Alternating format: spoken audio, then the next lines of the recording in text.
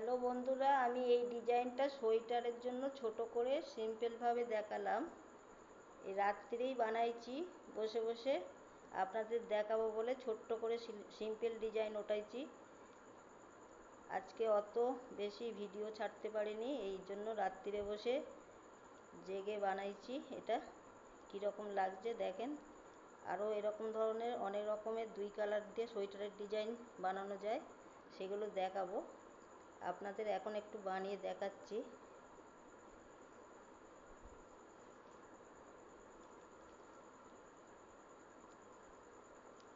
এই সবুজ 3টে প্রথমে, তারপরে অরেঞ্জ কালারের 3টে দিয়ে উল্টো কাঁটায় বুনতে হবে।